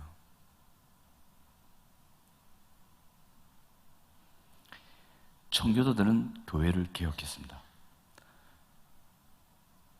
종교 개혁을 주도했던 칼빈의 지도를 받았고, 영향도 받았고, 루트를 이었고, 그리고 실제로 영국의 개혁도 일으켰고, 미국으로 건너가서는 미국이라는 그 놀라운 나라를 세웠을 뿐만 아니라 미국이 흔들릴 때도 있었어요. 1, 2차 대각성 운동을 통해서 다시 한번 교회를 일으키고 나라를 세운 사람들이 청교도들이고 그들의 후예였습니다. 그러니까 이 역사를 보면, 아, 청교도들을 따라가면 한국 교회도 살릴 수 있겠구나. 그 교회 개혁의 뿌리가 청교도들에 있구나. 이 발견된단 말이에요. 그리고 실제로 유럽 교회들이 무너진다고 하는데, 무너져가는 환경 속에서도 유럽 안에서 부흥하는 교회들이 있습니다. 어떻게 부흥했는지 그 요소들을 쭉 읽어보면 아주 간단했어요. 청교도들이 했던 걸 했어요. 성경 중심, 나중에 나오겠지만 훈련, 세상을 향한 나눔과 섬김. 교회가 그걸 해요. 그전에는 그거 안 했거든. 그러니까 그 교회가 다시 살아나는 거예요. 청년들이 모이기 시작하고, 화려한 조명과 깔끔한 시스템, 다양한 프로그램이 있으면 청년들이 몰려올 것 같죠. 한국교회가 그 착각하고 있다고. 그게 필요 없다는 게 아니에요. 우리 청년들을 위한 직업 컨퍼런스, 취업 컨퍼런스 이런 거 해야 돼요, 교회가. 물론 해야 돼요. 하지만 핵심 빠진 그런 건 아무 소용이 없어요. 교회는 성경의 원리를 따라야 돼요. 그걸 청교도들이 했단 말이죠. 자, 그 다음 보겠습니다. 셋째, 오늘날 한국교회 신학 부재 현상 때문이다. 청교도들이 우리 필요한 이유가 이거예요. 신학 부재 현상. 자, 여러분, 배교라는 문제 때문에 여러분들이 한 번씩 고민할 거예요. 성령 해방죄 이런 거 있잖아요. 불안하시죠? 배교하면 끝장이거든요. 배교 한 번 하잖아요. 끝이에요, 그거는. 그게 지옥이에요, 그 사람은. 배교 한 번 하면. 겁나서 배교 못 하잖아요. 이게 맞을까요, 틀릴까요?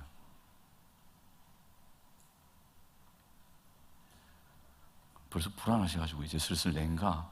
아, 내 예수님한테 욕한 적 있는데 담임 목사님 하래가지고 막 한 적 있는데 어떡하지? 그럼 배교 아닌가? 예수님 욕했는데 성령 예방자인가? 어쩌지? 불안하시죠? 아, 솔직히 말씀하세요. 불안하신 분 계시죠? 제가 오늘 그 불안을 풀어드릴 테니까 나중에 밥 사주세요.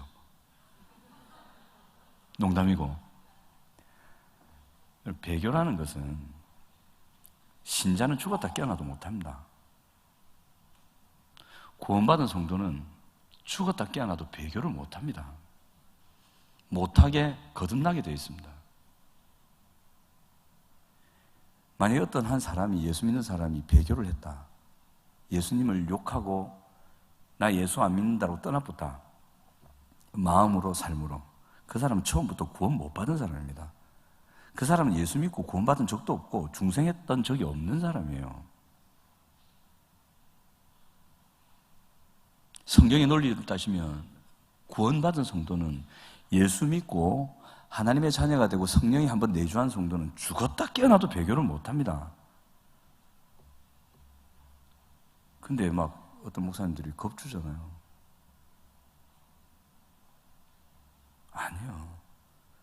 황도한 목사님이 하나님 보고 막 해야 된다 했잖아요. 해도 돼요. 베드로도 그랬는데요. 하나님이 그거 이해 못 하시겠습니까? 자녀가 너무 아파서, 너무 상처가 많아서 하나님이 나에게 왜 이래 사냐고 질문하는 거 누구나 할 수 있는 거잖아요. 다 이해하신단 말이에요. 이게 논리 깊이까지 말씀 못 드렸지만 신학이 없으면 엉뚱한 문제 때문에 넘어가는 거예요. 이단들의 교리를 보면 완전 코미디거든요. 제가 신천지 교리를 읽고 억수로 웃었습니다. 이건 소설도 아니라 초등학생의 논리도 아니라 완전 이거는 코미디예요. 이거 가지고 개콘 만들어도 되겠어요. 제가 아는 한 청년이 신천지에 빠졌다가 나오면서 교리서를 뚱쳐온 거예요. 저에게 보여주는 게 목사님 제가 이런 거 봤다면서 자기는 진지하게 주대요. 딱 읽어봤거든. 너무 재밌는 거예요. 웃기고 앞뒤 안 맞고 뭐 너무너무 재밌었어요. 근데 아무 말도 안 됐어요. 저 신천지 아닙니다. 재밌었다고 하니까 저것도 인간적도 그러니까 대학 교수도 이런 데 넘어간다는 게 저는 이해가 안 돼요. 어떻게 대학 교수가 개콘 극본을 보고 넘어갈까? 와, 이 각본 진짜 잘 썼네. 말도 안 되는데 이거. 왜 그러냐면 신학이 없어서 그래요. 신앙 경험하죠. 뜨거운 마음, 하나님을 위해 헌신하고 싶고 이제 교회를 내가 섬기고 싶고 이제 하나님께서 명령하시면 어떤 친구 맡아가지고 그 사역을 감당하고 싶고 청지기에 대해서 난 청지. 그런데 그런 우리 신앙의 열망이 성경이라는 하나님의 말씀으로 체계화되고, 잘 들으셔야 돼요. 체계화되고 상세화되고 구체화되지 않으면 위험합니다. 청교도들은 그래서 신학을 굉장히 강조했어요. 그래서 교리 공부하시라는 게 그거예요. 하셔야 됩니다. 따분한 교리 공부 말고 정말 여러분들의 실제 신앙과 인격과 삶에 적용될 수 있는 성경에서 뽑아낸 정돈한 그 내용들을 공부하시기 바랍니다. 아멘. 그게 대표적인 게 양육반, 제자반, 사역자반이죠. 고침반, 로마서, 출애굽기, 에베소서 다 있죠. 또 있나요? 모세오경 맞아요. 안중 목사 나시는 모세. 저는 모세오경 중에 출애굽기였나? 제가 10대 다닐 때 그때 목사님 밑에서 평신도로 훈련 받을 때 저 집사입니다. 모르시나요? 황다운 목사님이 강제로 임명하셨어요. 저 훈련 받을 때 너 집사 직분 받아라 이러고 뭐 지원도 안 했는데 제 이름을 부르시더라고요. 이러고 집사님도 되고 저는 목사님도 됩니다. 저 같은 분 보셨나요? 저는 뭐 올라운드 플레이어. 그때 왜 제가 그 집사 직분을 안 받으려고 했어요. 강도사였거든요. 왜 안 받으려냐면 뭐 이렇게 해서 그게 아니라 함께하는 게 집사님들 보니까 장난이 아니야. 웬만한 중대 연계 부목사보다 더 뛰네. 이거 집사했다면 큰일 나겠어. 그 목사님한테 됐다고. 그런 의미에서 저는 목사님 저 도저히 이거 못합니다. 직장 이렇게 하는데 어찌합니까? 됐다고. 그 다음에 해야 되는데 안 된다고. 근데 목사님 주셨어요. 그래서 됐었어요. 목집사네. 목집사. 혹시 목이라는 성을 가지신 분 계시면 죄송합니다. 제가 그런 의도가 아니고 저 목사, 목자하고 집사, 집자, 목집사. 그래서 이 신학 체계화, 구체화하는 상세화하는 일들 하셔야 됩니다. 안주영 목사님 다시 돌아와서 안 목사님께 그때 제가 출애굽기인가 어느 책이었어요. 그걸 신청을 했거든요. 안주영 목사님 제가 강도사인 거 모르셨지. 그때 안주영 목사님도 집사님이셨고 전도사님이셨나? 저는 이제 집사였고 그 밑에 배우는데 강도사니까 알겠죠 다. 와, 근데 전 모르겠던데요. 너무 좋았어요. 와, 성경을 이래 가르치는 사람도 있구나. 조용히. 근데 이상하다, 졸리지 않는다. 그리고 톡톡 박히는 게 안 목사님 그 답답하게 말씀해 주시면 너무 좋은 거예요. 그래서 일주일에 한 번 그 낮에 성경 바로 한 게 너무 기대가 되고 정말 많이 배웠거든요. 거의 다 까먹었어요. 하도 이제 시간이 많이 지나갔고. 근데 그때 안 목사님의 모습 그대로 그대로 기억해요. 요즘 이상해요. 기억력이 좋아졌는가? 사진처럼 기억이 나요. 그때 안 목사님이 그 안경 끼고 있었고, 여전히 그 표정에 검은 옷을 입었어요. 그때 입고, 저를 요 앉아서 요로 딱 보면서 딱 이랬거든요. 정말 좋았어요. 그때 저도 많이 힘을 얻었고, 견뎌냈고, 지켜갔고, 그랬었습니다. 여러분 복 받으셨어요. 함께하는 거예요. 자, 넷째, 성경적 가정의 회복을 위해서다. 여러분 가정이 회복되고 싶으시죠? 그럼 청교도들을 연구하십시오. 청교도들의 가정관을 잘 연구하십시오. 그 대표적인 것이 가정의 질서잖아요. 남편이 우째뚱뚱 간에 남편을 존경하셔야 됩니다. 남편은 아내가 우째뚱뚱 간에 아내를 사랑해 주십시오. 실수할 수 있고 넘어질 수 있습니다. 하지만 거기서 그치면 안 돼요. 빈도를 줄여가셔야 돼요. 조나단 에드워즈 목사님 진짜 깐깐했거든요. 이런 분이 있어요. 화분이 저기 있는데 수련회 학생들 와서 수련회를 그 위에서 막 했어요. 근데 화분이 이렇게 있다가 30도 딱 돌아왔어. 누가 봐도 몰라. 근데 그 목사님 딱 와가지고 누가 돌려놨어? 이러는 거예요. 애들 당황해가지고 막 몇 도 돌아간지도 모르잖아요. 어떻게 돌려야 될지 몰라갖고 뭐 그런 분이었어요. 핸들 유격 생기잖아요. 자동차 핸들에 유격이 생기면 수정해야 되잖아요. 근데 2도 유격이 생겼어요. 2도 느껴져요? 안 느껴져요? 360도보다 2도 딱 차이가 나. 느껴져? 안 느껴져? 이거 느끼는 목사님이 있다니까. 그래서 카센터 딱 가져가요. 그럼 아저씨들이 저러면 전혀 이상 없거든. 아니다, 이상하다, 재봐라. 카센터 직원이 놀라는 거예요. 목사님 2도 돌아갔어. 어떻게 하셨어요? 조나단 에드워즈가 그랬어요. 그렇게 깐깐했거든요. 근데 가정에서는 너무너무 좋았어요. 사모님하고 금슬이 막 깨가 활활 솟아나는 거예요. 그래서 사람들이 그렇게 평가했어요. 그래서 조나단 에드워즈의 자손들을 연구한 사람들 많잖아요. 어마어마한 자녀들이 나오는 거예요. 그래서 가정 회복을 위해서도 우린 청교도들이 필요하다. 자, 그다음 청교도들이 말하는 거룩한 삶을 보겠습니다. 1번, 죄에 대한 철저한 인식에서 시작됩니다. 청교도들은 거룩한 삶을 죄에서 출발했어요. 여러분 죄에 많은 관심을 가지시고 황다운 목사님이나 여러분들이 죄에 대해서 언급하시면 부담되시죠? 좋아하셔야 돼요.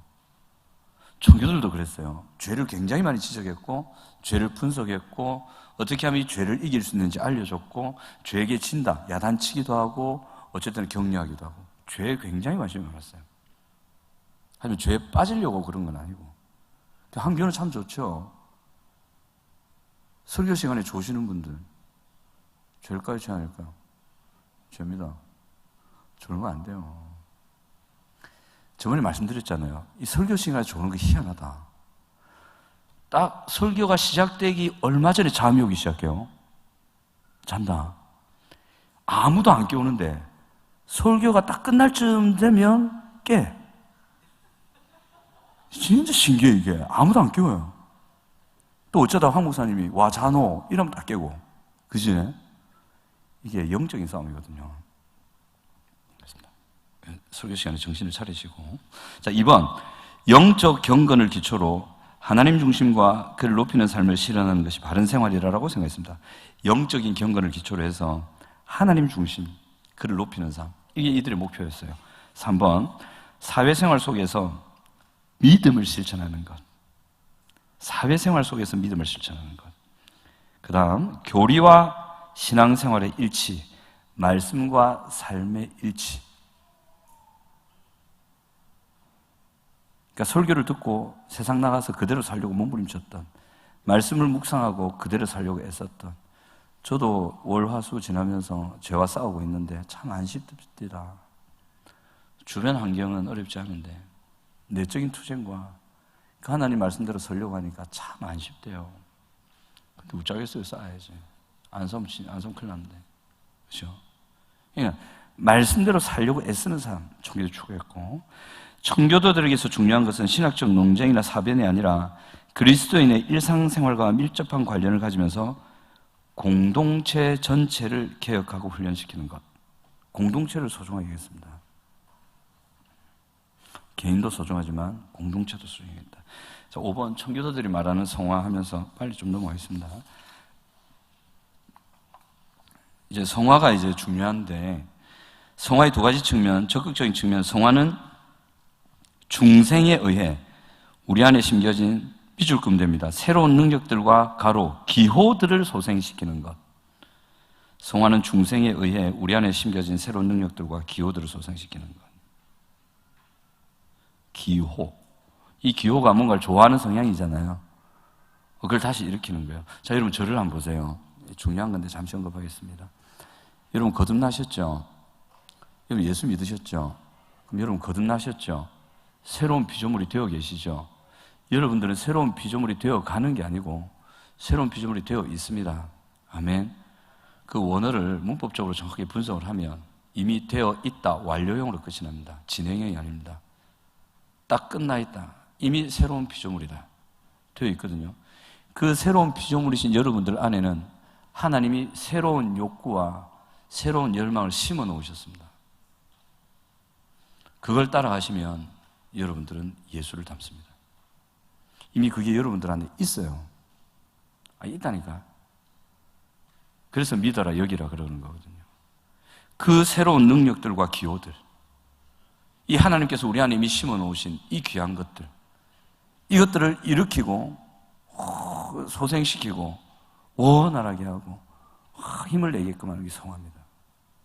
그 다음 소극적인 면은 죄를 죽이는 겁니다. 죄를 죽이는 것은 중생한 신자, 칭의만 가능하고 칭의받은 사람, 중생한 신자는 매일 삶 속에서 죄를 죽임으로 하나님의 형상을 회복해 나간다. 여러분 저를 한번 보실래요? 하나님의 사랑 경험하고 싶으시죠? 하나님을 느끼고 싶으시죠? 하나님의 은혜로 감격하고 싶으시죠? 죄와 싸우면 됩니다. 샘이 있어요. 샘, 산속에 옹달샘 밑에서 계속 생수가 솟아나와요. 오늘 정말 맛있거든요.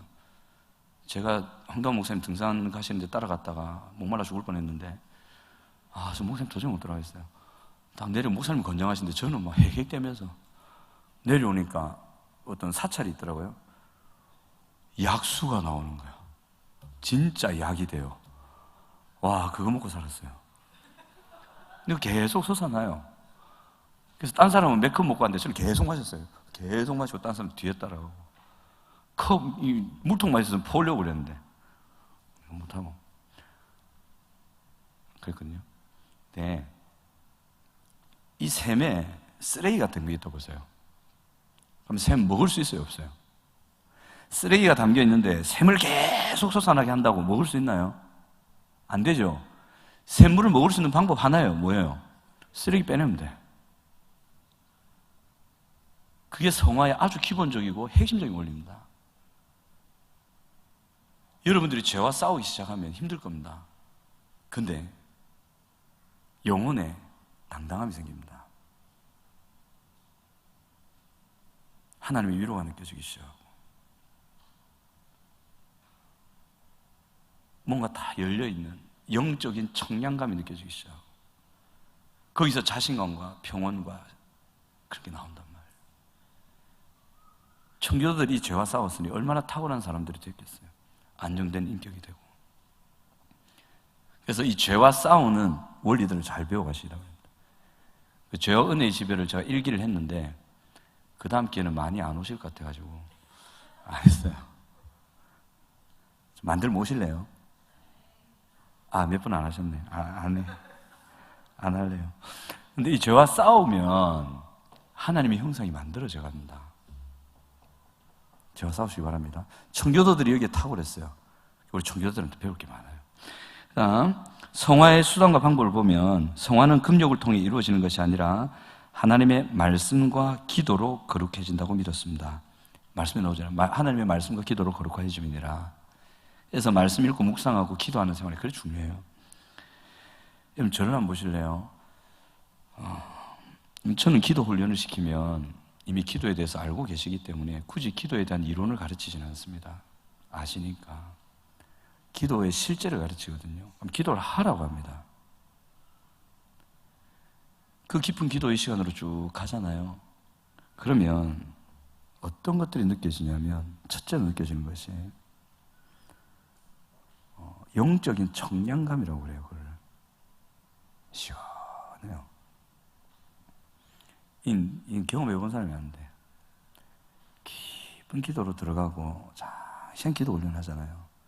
마음에서 마치 아까 말씀드린 샘에서 더러운 오물들이 뽀뽀해 나와서 내 마음에 막 청량함들이 회복되는 경험들을 하실 거예요. 여러 경험 중에 하나예요. 기도하면 하나님이 신자의 영혼을 직접 만집니다. 그래서 그 기도 훈련을 받으셔야 돼요. 근데 우리 한교에서는 기도학교 하잖아요. 끝났나요? 얼마나 좋은 기회인데 왜 그걸 놓칠까? 이렇게 기도하는 데가 어디 있어요? 제가 지나온 교회 중에 이렇게 기도 훈련시킨 게 이게 처음이에요. 놀랐어요, 저는. 저보다 더 하대. 대단하세요. 그 다음, 청교도들은 성화를 위해 매일 성경을 연구하고 기도하며, 그 다음, 자기 성찰을 게을리하지 않고 가르침.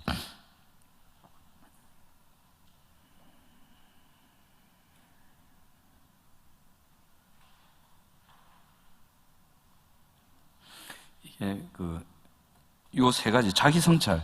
이거는 청교도들은 목록을 쫙 해가지고 하루를 어떻게 살았는지를 점검을 하는 걸 매일 밤 했어요.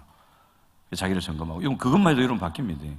자기가 하루를 어떻게 살았는지를 점검하고 이렇게 살아야지 안 해도 내가 어떻게 살았는지를 어떤 일지에 매일매일 기록해 보잖아요. 그럼 이러면 바뀝니다. 그게 AAR이라 해가지고 After Action Report라고 있거든요. 데일리 리포트, DR도 있고 어쩌면 DAR도 있습니다. BAR, Before Action Report라고 나오는데 행동 후에 보고서를 적어보는 거예요. 그럼 적는 것만으로 사람 바뀝니다. 자기를 보거든. 정직하게 적어야 돼요. 청교도들은 그걸 매일 했어요. 성경에 비춰서 자기 삶 쫙 적어보는 거예요. 그리고 하루를 정리하고 회개하고 바뀌어가는 거예요. 다음, 성화가 오직 훈련을 통해서만 가능하다고 믿었고 성화를 위해 철저한 신앙 훈련을 강조했다. 성화는 훈련을 통해서만 됩니다. 그래서 여러분 훈련 잘 받으셔야 됩니다. 잘 받으셔서 개인과 가정과 사회의 변화와 하나님 은혜를 누리시기 바랍니다. 훈련 열심히 받으십시오. 그리고 청교도들이 이러한 신앙 훈련을 삶의 현장에 실천했기에 종교적, 도덕적 그리고 사회적, 정치적 개혁을 가능하게 할 수 있었다. 이분들이 정치를 개혁하고 사회를 개혁하고 심지어는 이 청교도들이 있었음에도 불구하고 미국이 18세기 이후에 좀 지나면서 17, 18세기 지나면서 정신을 잃어버리거든요. 타락하기 시작해요. 근데 다 타락한 건 아니죠. 이 청교도의 후예들이 살아서 정신을 차리고 있었단 말이에요. 이 삶을 살았기 때문에 그런 사회의 타락과 정치의 무너짐 속에서도 개혁운동을 일으킨 거예요. 다시 회복시키죠. 그게 대각성 운동이잖아요. 그래서 오늘 회복을 위해서는 청교도 봐야 된다. 자, 청교도 좋은 번역이 말하는 죄의 문제를 해결할 세 가지 관계가 있습니다. 간단하게 볼게요. 1번은 그리스도와의 관계. 그리스도께서 우리에게 거룩, 성화하기를, 죄를 미워하고 죽이기를 바라신다고 보고요. 그리스도께서 우리를 사랑하시기 때문에 그리스도의 영광을 위해서 우리는 그리스도의 관계에서 성화되어야 된다. 죄의 문제를 해결해야 된다. 2번, 하나님과의 관계에서.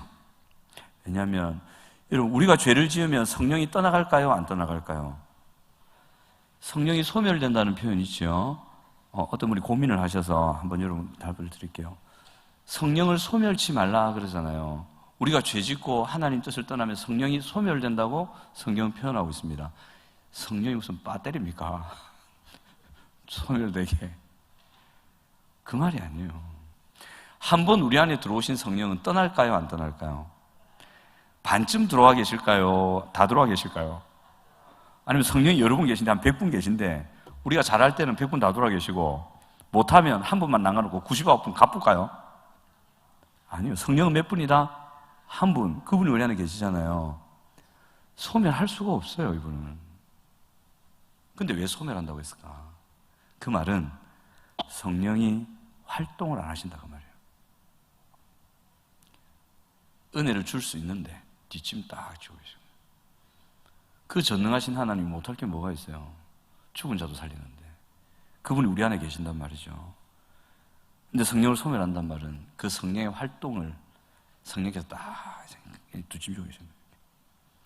손해볼 건 누구예요? 우리만 손해보지. 그렇죠? 성령을 소멸치 마라. 이게 성령을 근심케 하지 마라. 죄를 지으면 그렇죠. 그래서 하나님의 명령이고 우리는 하나님으로부터 난 자들이다. 죄는 하나님과의 관계를 멀어지게 하고 기도가 막히게 한다.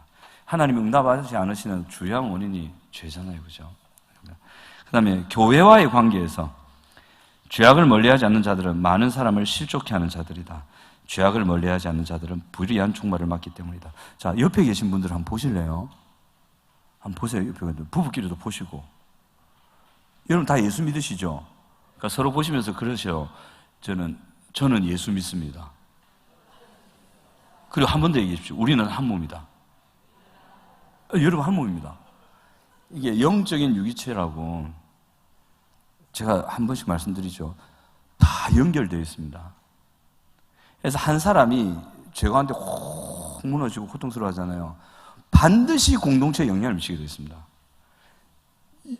우리 요한쌤 맞죠? 우리 요한쌤이 우리 다준을 도와주셨거든요. 군대 간다면서. 아이고 있잖아. 나는 갔다 왔는데 겨울에 이것도 아이고 저는 가을에 가서 완전히 뺑뺑이 돌았어요. 아유 지금 가야 겠다.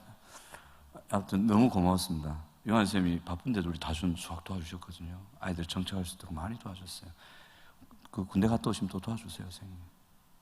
감사합니다. 네, 우리 요한쌤 계시잖아요. 여기 계신 집사님 모르신다고. 근데 이 집사님 중에 한 분이 죄 가운데 가고 힘들어 하잖아요. 여기로 영향이 갑니다. 한 몸이기 때문에. 크지는 않겠지만 한 몸을 이루게 있기 때문에 반드시 어느 영향 가게 돼 있어요. 그래서 여러분들이 한 사람 한 사람 소중한 거예요.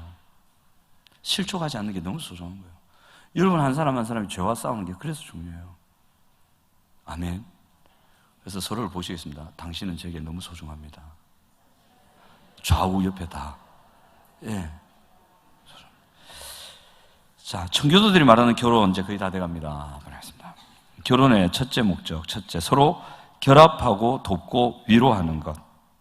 상호결합, 조력, 위로입니다. 둘째, 불결과 문란을 막는 것. 죄를 규제하고 예방합니다.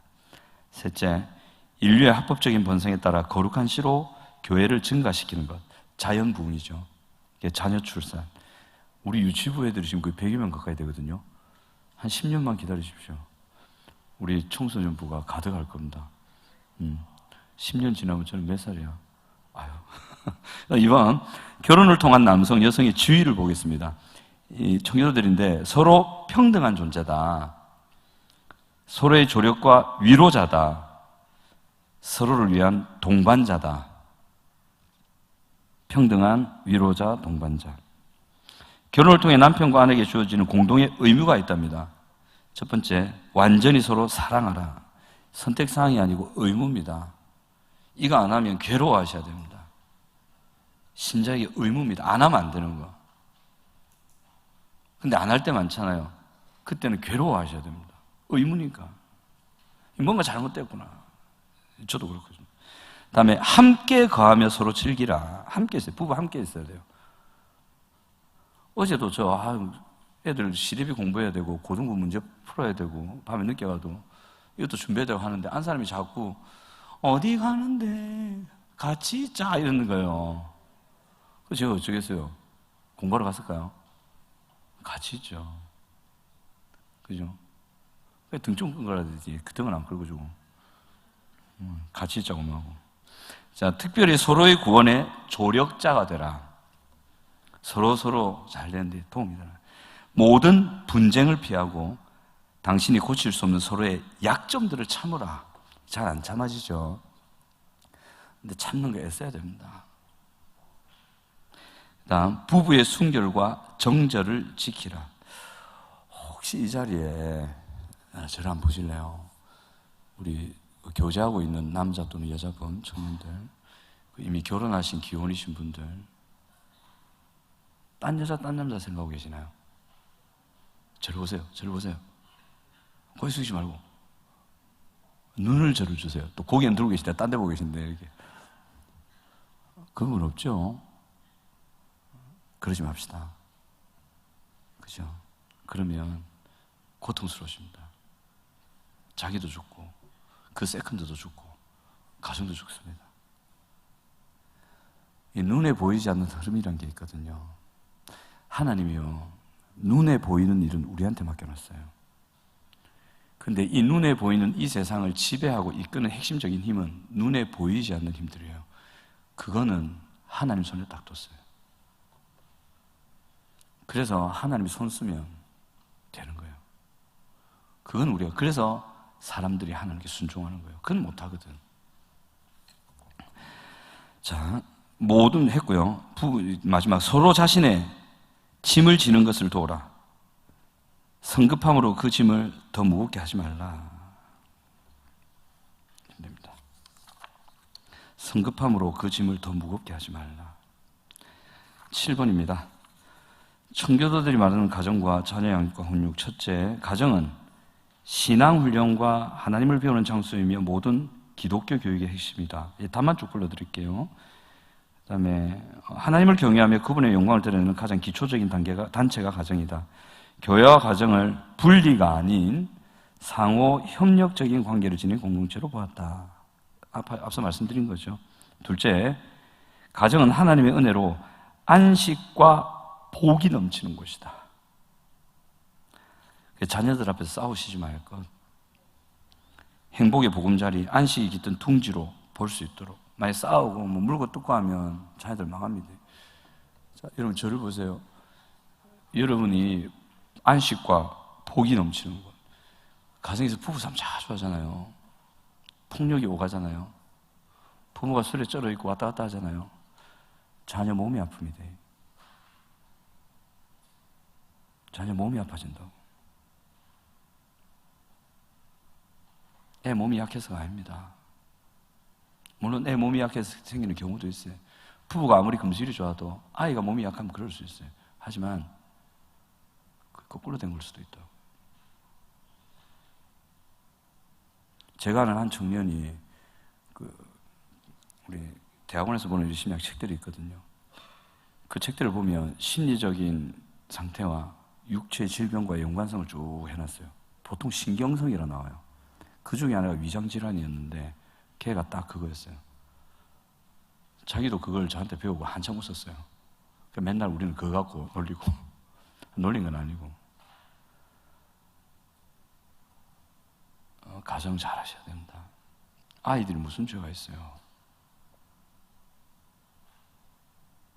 저도 그런 실수들을 많이 했지만 이제는 안 하려고 몸부림칩니다. 아이들 죄 없어요. 그만 아프게 합시다.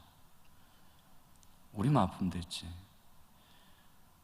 우리 아픈 거 갖고 애들까지 아프게 한다. 그건 진짜 못할 짓이잖아요. 예수님도 그거 보면서 우십니다. 우십니다. 혹 여기는 안 계시겠지만 이 유튜브를 들으시는 그런 분들 혹시 계시면 저하고 같이 그만합시다.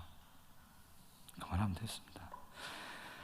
자, 그리고 청교도들은 자녀를 교육하고 훈련하는 데서 교리와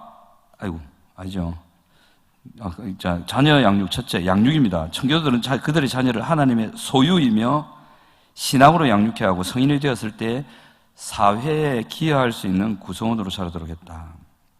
사회에 기여하는 게 아주 중요합니다. 네 먹고 잘 살아라 아닙니다. 좋은 직장 가고 좋은 부인 만나서 잘 살면 돼. 이거 아닙니다. 어쨌든 또 사회에 기여할 수 있는 공로자가 되어라. 하나님의 나라를 흘려보내는 자가 되어라. 이렇게. 둘째, 청교도들은 자녀를 교육하고 훈련하는 데 있어 교리와 모범, 징계를 강조했고요. 청교도들은 부모님만이 아니라 모범을 통해 가르쳐야 한다고 했다. 자녀 훈육, 지난주에 말씀드린 거 있죠. 쭉 보시면 됩니다. 중요한 내용이니까. 마지막으로 5분 안에 끝내겠습니다. 청교도들이 말하는 경제, 노동, 사회인데 오늘 경제 부분만 다루고 마치겠습니다. 마지막이죠. 간단하게 살펴갈 텐데 이 경제라는 게 중요하잖아요. 돈 없이 삽니까? 돈 없으면 안 되죠. 돈은 우리 생활에서 굉장히 중요합니다. 그리고 이 경제 생활이라는 게 참 중요합니다. 경제를 여러분들이 잘 아셔야 됩니다. 안 그러면 이 자본주의 경제 체제하에서 그 체제의 노예가 돼가지고 떠밀려가는 삶을 살 수도 있거든요. 그래서는 경제를 통한 하나님 나라 완성을 할 수가 없습니다. 경제를 잘 아셔야 되고, 또 청교도들의 경제관을 배우셔서 바른 경제관을 가지고 들어가야 실패 안 할 수 있습니다.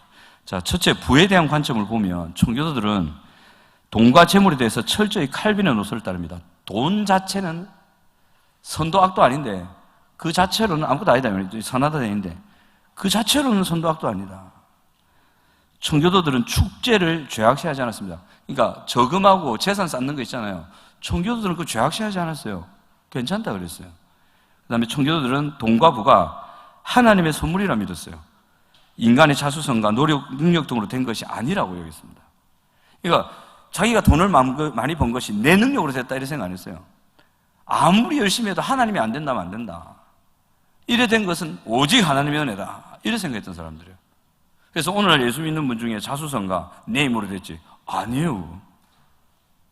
절대 아니에요. 그다음 리처드 백스터라는 분이 뭐라고 했냐면 하나님께서 그대에게 다른 어떤 방법보다 더 많은 물질을 얻을 수 있는 길을 보여주셨는데도 그 길을 거절하고 재물을 덜 얻는 길을 택한다면 그대는 심부름 받을 목적 하나를 말살하는 셈이다. 그리고 하나님의 청직이 되기를 거부한 것이다. 일하니까 또 돈 벌러 나간다면 안 됩니다. 저 같은 경우는 수학을 가르치잖아요. 그죠? 저도 사회 나가면 그냥 몇백 봅니다. 고등부까지 하기 때문에. 입시학원도 아마 갈 수 있을 거예요. 또 3, 400대는 학원에서 가르쳤고. 몇백을 벌지만 안 받잖아요. 가면 돈 벌 기회를 차버린 겁니까? 아니죠. 그 몇백보다 더 많은 걸 저는 벌고 있잖아요. 그죠? 그러니까 하나님 나라를 위하여 내가 헌신한다는 생각으로 가야지 돈을 벌어서 축제한다고 하면 안 돼요. 돈을 버는 건 좋은 거예요. 축제하는 건 괜찮아요. 하나님이 예단 안 치셔요. 하지만 그 목적이 틀어지면 안 된다는 거예요. 자, 그 다음 둘째, 가난에 대한 관점. 청교도들은 가난을 하나님의 영적 축복이나 훈계 한 방편으로 보았습니다. 가난은 부끄러운 것이다. 가난은 타파야 된다. 이런 생각 안 했어요. 가난할 수도 있다. 그 어떤 청교도는 죽을 때, 딱 그 청교도 분이 죽을 때 재산이 옷 한 벌, 주머니에 10센트, 전 재산으로 죽었어요. 그분 자녀들이 얼마나 잘 됐는데. 자녀에 물려준 거 아무것도 없고. 청교도들 그래 살았어요. 그래도 부끄러워하지 않았어요. 왜냐하면 그게 영적인 축복일 수도 있고 하나님의 훈계 방편일 수도 있기 때문에. 윌리엄 에임스는 그럽니다. 가난이란 그 자체가 무슨 범죄도 아니고 수치심을 느껴 할 실책도 아니다. 가난은 경건한 자를 바로잡아 주시려는 손길도 아니고 시련도 아니다. 중요한 겁니다. 가난은 옥석을 가려내는 시련이다. 진짜 그가 하나님 나라 사람인지, 정말 말로 뻥긋뻥긋했던 하나님 나라를 위해서 내 시간과 정을 드리겠습니다. 그 말이 진짜인지 가짜인지를 가려낼 수 있는 시련이 가난입니다. 저도 돈 벌고 싶어요.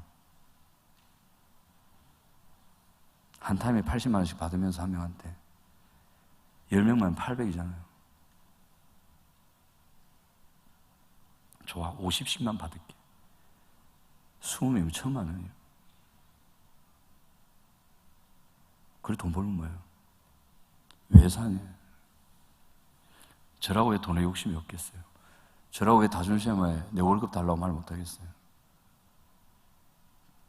안 주면 그만 땡 가라 이러면 그만이지. 그게 아니잖아요. 저도 어쩔 때는 신방비가 없어서 헉헉댈 때도 있어요. 그래서 우리 집에 와서 밥 먹이고 떡볶이 해가지고 주고. 저 가난해요. 불편할 뿐이에요. 부끄럽지 않아요. 왜냐하면 실제로 돈을 벌면 전 누구보다도 잘 벌 자신 있어요. 하지만 저는 생각해요. 그 돈보다 더 많은 걸 전 벌고 있어요. 그 돈 많은 인간들이 하지 못한 일들을 저는 하고 있어요. 하나님 주신 기회예요. 이 가난이야말로 여러분들의 진짜 신앙을 가늠해보는 시련입니다. 잘 통과하시기 바랍니다. 그렇다고 꼭 불편한 거 하나님 때마다 주세요. 불쌍하게 여기지 마세요. 내가 한 푼 줄까? 그 생각하지 마세요. 하나님 주세요. 자, 그 다음 사무엘 윌라드는 부가 하나님의 사랑을 보여주는 증표가 아니듯 가난은 그분의 진노나 미움의 표시가 아니다. 부한분들 꼭 기억하세요. 하나님 여러분들을 사랑하는 표시가 부자 아니에요. 가난한 사람들 기억하세요. 하나님이 저주가 아닙니다. 아무것도 아니에요. 그건 아무것도 아니에요. 그가 가난하건 부하건 하나님 나라를 목표로 지금 살아가고 있는가. 그게 중요한 거예요. 그러니까 부자들은 더 긴장하셔야 돼요. 물어보실 거거든. 내가 니한테 준 돈 어찌 썼노? 분명히 물어보신다. 꼭 그거 했어야 됐나? 꼭 그거를 구입했어야 됐나? 물어보시면 돼요. 반드시 물어보십니다. 좀 시간이 지났지만 재밌는 일이라서. 고신교단에 어떤 큰 교회 담임 목사님 계셨어요. 어느 날 이분이 딱 결단하신 거예요. 내가 티코를 타겠다. 이분이 주일에 티코 타고 진짜 오신 거예요. 장로님들이 차 다 바꿨잖아요. 그 교회 장로님들 잘 살거든요. 근데 담임 목사님이 티코를 타고 와. 어째 구스를 타고 오냐고. 차 바꿨잖아. 그래요. 그런 일화도 있어요. 괜찮죠? 멋있지 않아요? 정말 멋있어요. 우리 황당한 목사님 그랬다잖아요. 청년들이 차 사준다니까 그거 갖고 대리점 갔다든가 바꿔달라고. 내 안 산다고. 목사님 거절하셨다잖아요. 내가 왜 차가 필요하죠? 요즘 많은 부끄러운 얘기지만 목사님들 교회에서 차 안 사준다. 좋은 걸로 업그레이드 안 해준다. 그러니까 우린 다행이에요. 어떤 목사님은 그 가난한 교회에 벤츠 사달라 그랬대요. 그러니까 장로님들이 도저히 경제적 여력이 안 되니까 벤츠 사줬어요. 중고로. 어쨌든 사줬어. 중고도 괜찮잖아. 비싸잖아요. 그분 그거 타고 가다가 교통사고 나서 죽었어요. 싫어요. 하나님이 다 그렇게 하시는 건 아닌데 혹시 이 얘기를 들으실 전국의 목회자분들 무서워하지 마시고. 그랬어요. 우리는 다행이죠. 감사한 일. 그다음 셋째, 청교도들이 부가지는 위험성 두 가지를 얘기했습니다. 돈은 궁극적인 헌신의 대상인 하나님을 밀어내려는 성질을 가지고 있어요. 돈 조심하셔야 돼요. 돈이 하나님보다 자기를 더 믿도록 부추기기 때문입니다. 하나님을 믿는지 돈을 믿는지 꼭 기억하세요. 자, 윌리엄 포킷이라는 분을 쭉 얘기합니다. 한번 읽어보시면 되고요. 이제 마지막으로 청교도들이 경제관이 주는 교훈 첫 번째, 성공윤리에 대한 관점. 청교도들은 돈보다 하나님의 영광을 바라보면서 삶을 이루어갔습니다. 그래서 바른 청교도들은 돈을 모아도 이 돈을 가지고 사회적 기부를 많이 했어요. 오늘 미국도 그러잖아요. 벌어서 사회적으로 기부하는 사람들 많잖아요. 이게 청교도 정신이에요. 그래서 제발 여러분의 부탁인데, 아주 시간 지났지만 제가 깝깝해서 하는 얘기인데 마지막이잖아요. 마지막이에요. 오늘. 우리 교회 나간다는 게 아니고 성경대학 이번 기회는 제가 이제 자녀들 차 사주지 마세요. 돈 모아서 집 사주지 말고 직장 갔으니까 차 한 대 사줘야지 좀 그러지 말라고. 배릴 일이 있습니까? 지도 모아 지가 살아 있어. 제가 배가 아파요. 우리 아버지는 안 그랬거든. 안 그러신 게 아니고 제가 요구를 안 했어요. 우리 아버지 저 차 사줄 수 있어요. 제가 깽판 주고 사달라면 집도 사줄 수 있어요. 저 안 그랬어요. 옳은 게 아니잖아. 그거는 성경의 정신이 아니잖아요. 그런 정신 상태로 무슨 사회에서 살아가고 남들 왜 돕겠노? 그런 철당선이 없는 자녀들 만들지 마시기 바랍니다. 하나님의 영광을 위해 살도록, 하나님의 나라를 위해 사는 그 사상을 물려주세요. 그 다음 두 번째, 자수성가에 대한 관점. 청교도들은 번영을 오직 하나님의 선물로 받았습니다. 내 힘으로 됐다 이러시면 안 돼요. 하나님이 주신 선물이거든요. 겸손하셔야 됩니다. 상거래 윤리에 대한 관점. 상거래를 이윤을 많이 내는 수단이 아니라 멋있어요. 사회에 대한 봉사라고 여겼어요. 그러니까 상업 일을 해요. 장사를 막 하잖아요. 그래서 내가 돈을 많이 모으는 이런 게 아니고 이 상거래를 통해서 이 사회 시장에 좋은 유익을 끼친다. 그래서 제대로 된 대기업가들은 이렇게 생각한대요. 어떻게 하면 내가 이 기업을 해가지고 좋은 제품을 만들어서 이 많은 사람들에게 유익을 끼칠까? CEO들이 그 고민한대요. 이 고민하는 회사는 살아요. 돈 때리 몰려는 회사는 망합니다. 예, 사업하시는 분들 잘 기억하세요. 넷째 마지막입니다. 간소한 생활 철학에 대한 관점이다. 청교도들은 다른 사람보다 생활 수준이 높은 사람을 비난하는 자들을 비판했습니다. 그리고 사회주의도 거부했습니다. 이 사람들은 아주 검소했고요. 복잡하지 않았고, 그랬고, 이거 좀 별 관련이 없는 말 같지만, 우리보다 어떻게 보면 생활 수준이 높은 사람들 있잖아요. 비난을 받을 짓인가요? 그래서 살면 안 돼요. 에쿠스 몰고 다니면 안 됩니까? 경제적 여력이 되면 그렇게 하세요. 벤츠 몰고 다니세요. 상관없어요. 여력이 되면. 지나친 게 문제지. 근데 벤츠 안 타고 다녀도 되면 타지 마세요. 벤츠 타고 다니면 오래 살고, 저같이 중고 뉴카렌스 몰고 다니면 빨리 죽나요? 안 죽던데. 고장은 자주 나도. 아무 상관없어요. 신방 달 때 다 다니고. 그러니까 청교도들은 누리더라도 하나님 나라 영광과 하나님 나라 건설이라는 목적을 바라보고 부를 축적을 하고 재산을 썼단 말이에요. 가난한 사람도 가난에 눌리지 않고 하나님 나라 바라보면서 그 삶을 살았단 말이에요. 그래 살면 잘 사는 거지. 그래서 오늘 청교도들이 우리 한국에 필요합니다. 우리 가정에도 필요하고 여러분들 개인의 인격과 사회 공동체 교회에 필요합니다. 그래서 이제 마무리하는데 청교도 쭉 살펴봤습니다. 도움이 되셨는지는 모르겠는데 이 생각들이 우리의 생각과 마음에 심어져서 실제로 인격과 가정과 삶에 저도 그렇고 우리 성도님들도 풍성히 열매 맺으시는 저는 여러분 되시기 바랍니다.